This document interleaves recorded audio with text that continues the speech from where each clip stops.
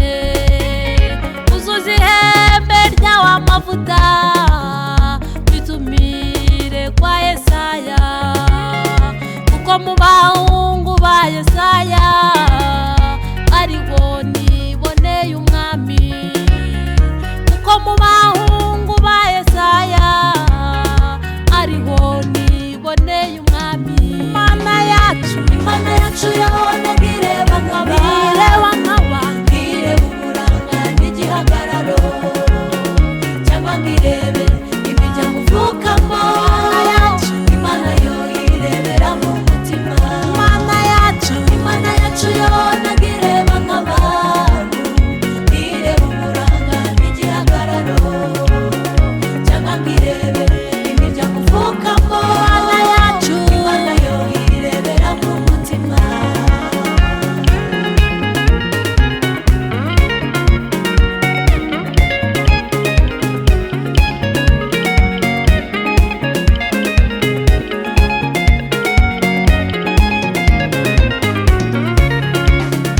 Samweli ageze kwa Yesaya bazana abahungu ba Yesaya Dawidi wiyaribereye iyo mu bushumba banga gutangira ibirori ataraza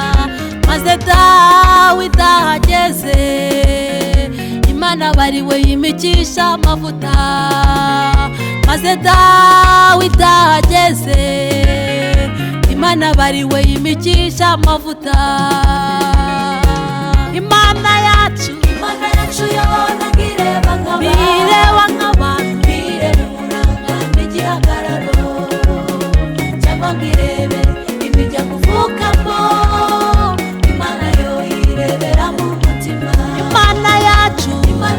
yabona ngireba nk'abantu ngireba uburanga n'igihagararo cyangwa ngo irebe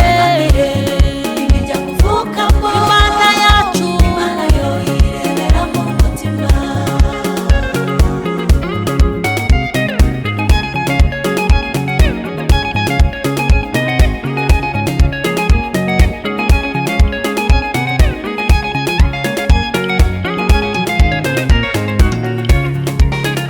muri iyi minsi abantu benshi